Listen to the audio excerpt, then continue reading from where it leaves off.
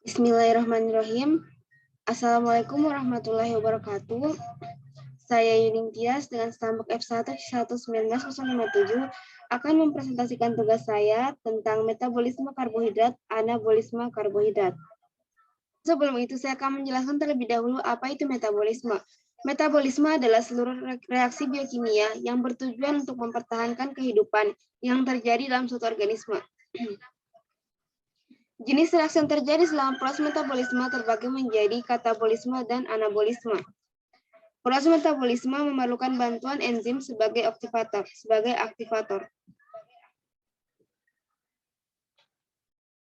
Memiliki dua arah lintasan reaksi kimia organik, yaitu katabolisme dan anabolisme. Katabolisme yaitu reaksi untuk menghasilkan energi dengan cara mengurai senyawa organik, seperti pemecahan glukosa menjadi pirufat oleh respirasi seluler. Yang kedua yaitu anabolisme, yaitu reaksi yang memerlukan energi untuk menyusun atau mensintesis senyawa organik seperti protein, karbohidrat, lipid, dan asam nukleat dari molekul-molekul tertentu.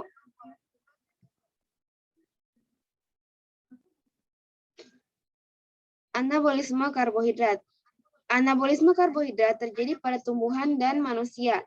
Contoh anabolisme yang terjadi pada tumbuhan yaitu fotosintesis dan kemosintesis. Fotosintesis adalah proses penyusunan atau pembentukan dengan menggunakan energi cahaya atau foton.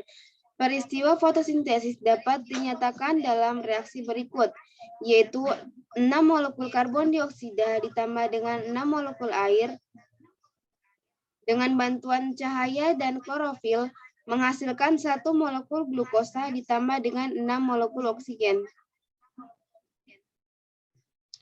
Organel yang berperan dalam proses fotosintesis adalah kloroplas. Kloroplas tersusun atas bagian-bagian berikut, yaitu stroma, tilakoid, dan terakhir adalah grana. Stroma merupakan struktur kosong di dalam kloroplas. Stroma juga merupakan tempat glukosa terbentuk dari karbon dioksida dan air. Tilakoid. Tilakoid merupakan struktur cakram yang terbentuk dari pelipatan membran dalam kloroplas. Membran tilakoid menangkap energi cahaya dan mengubahnya menjadi energi kimia. Dan yang terakhir adalah grana. Grana merupakan satu tumpukan tilakoid. Bagi atas 2 tahap, yaitu reaksi terang dan reaksi gelap. Di mana reaksi terang terjadi di grana dan reaksi gelap terjadi di stroma.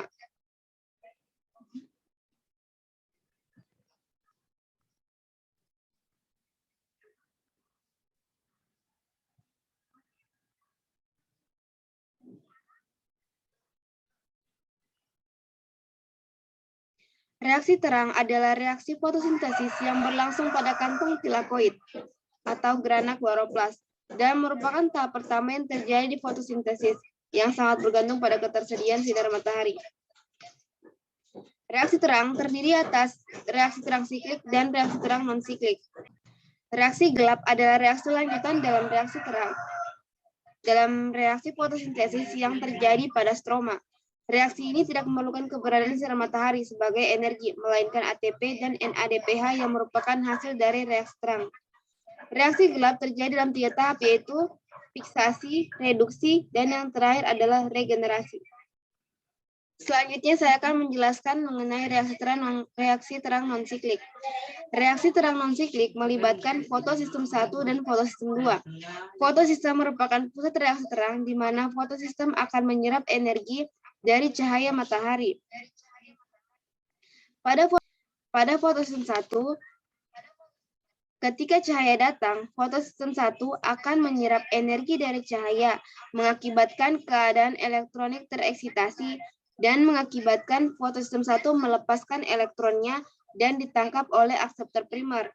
Kemudian, akseptor primer akan melepaskan kembali elektronnya dan ditangkap oleh peridoksin. Kemudian peridoksin akan melepaskan kembali elektronnya dan ditangkap oleh NAD+ reduktase. Kemudian elektron digunakan untuk mengubah NAD+ menjadi NADPH. Selanjutnya fotosistem 2. Ketika cahaya datang, fotosistem 2 akan menyerap energi dari cahaya, mengakibatkan keadaan energi tereksitasi sehingga fotosistem 2 akan melepaskan elektronnya dan ditangkap oleh akseptor primer. Kemudian akseptor primer akan melepaskan kembali elektronnya dan ditangkap oleh plastoquinon. Kemudian plastoquinon akan melepaskan kembali elektronnya dan ditangkap oleh kompleks sitokrom.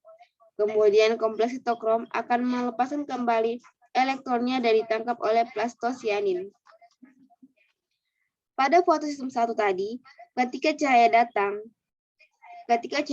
fotosistem 1 akan menyerap energi dari cahaya tersebut sehingga mengakibatkan keadaan tereksitasi dan melepaskan elektronnya. Akibatnya, fotosistem 1 akan kekurangan elektron. Elektron yang terlepas tersebut digantikan dari elektron yang berasal dari plastosianin. Ketika elektron bergerak dari akseptor primer hingga plastosianin melepaskan energi berupa ATP. Sementara pada fotosistem 2 tadi, ketika dia melepaskan elektronnya, maka fotosistem 2 akan kekurangan elektron. Elektron tersebut digantikan dari molekul H2O. Akibatnya molekul air akan pecah menjadi oksigen dan H+. Oksigen dihasilkan dari pemecahan molekul H2O pada reaksi terang. Jadi hasil dari reaksi terang non-siklik adalah ATP dan NADPH yang digunakan pada reaksi gelap fotosintesis. Selanjutnya saya akan menjelaskan tentang reaksi terang siklik.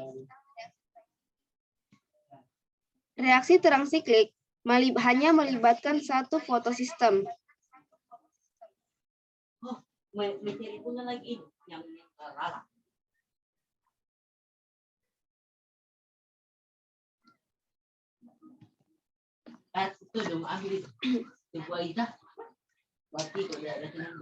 Ketika cahaya datang, fotosistem akan menyerap energi dari cahaya tersebut, mengakibatkan keadaan elektron tereksitasi, sehingga fotosistem 1 akan melepaskan elektronnya dan ditangkap oleh akseptor primer. Kemudian akseptor primer akan melepaskan kembali elektronnya dan ditangkap oleh perodoksin.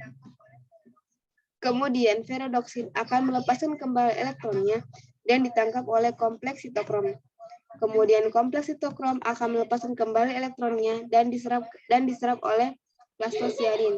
Kemudian plastosianin akan melepaskan kembali elektron dan ditangkap oleh fotosistem 1. Jadi elektronnya hanya berputar saja.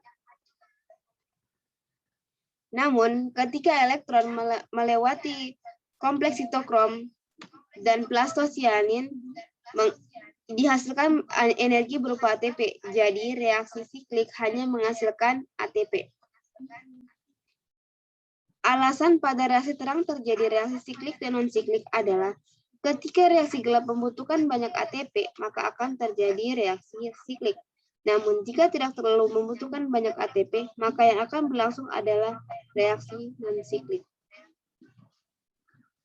Jadi, pada reaksi terang dihasilkan ATP dan NADPH untuk keperluan reaksi gelap. Selain itu juga dilepaskan oksigen sebagai hasil pemecahan dari H2O.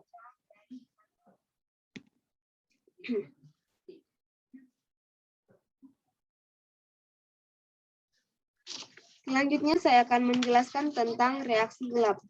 Reaksi gelap atau siklus Kelvin terjadi di stroma.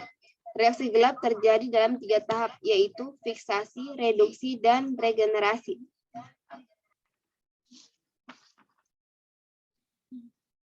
Pada reaksi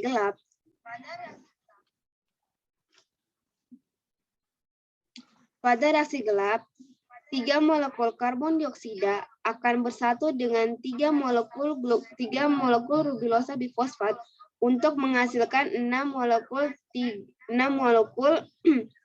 fosfoglycerat. Reaksi ini dikatalisis oleh enzim Rubisco. Enzim Rubisco merupakan enzim yang paling melimpah dalam kloroplas. Tahap ini dikenal dengan tahap fiksasi.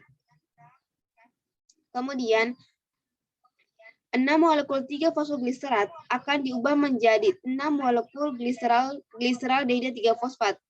Reaksi ini membutuhkan 6 ATP dan 6 NADPH yang akan menyisakan 6 ADP dan 6 NAD+ ditambah H+. Tahap ini dikenal dengan tahap reduksi. Selanjutnya, dari 6 molekul gliseral dehida 3-fosfat keluarlah 1 molekul yang akan menjadi hasil dari reaksi gelap, dan 5-nya akan diubah kembali menjadi 3 rubilosa bifosfat, akan menjadi 3 molekul ribolosa bifosfat melalui serangkaian reaksi.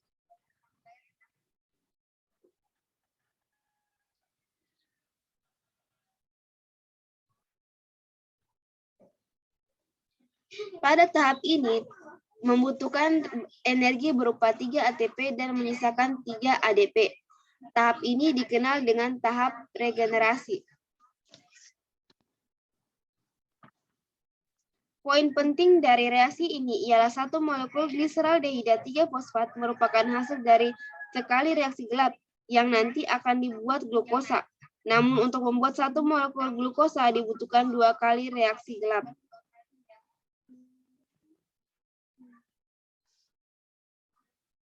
Selanjutnya, kemosintesis.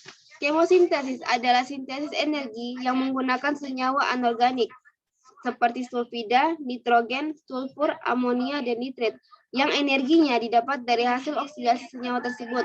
Hasilnya berupa senyawa organik, yaitu karbohidrat. Kemosintesis dilakukan pada beberapa mikroorganisme seperti bakteri belerang, bakteri nitrit, bakteri nitrat, dan bakteri besi.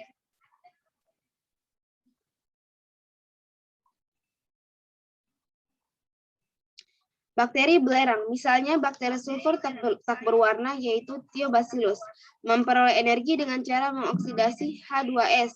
Reaksinya yaitu 2 molekul H2S ditambah dengan 1 molekul oksigen dengan bantuan cahaya matahari dan klorofil menghasilkan 2 molekul H2O ditambah dengan 2S ditambah dengan energi. Selanjutnya, energi tersebut digunakan untuk fiksasi karbon dioksida menjadi gula atau karbohidrat.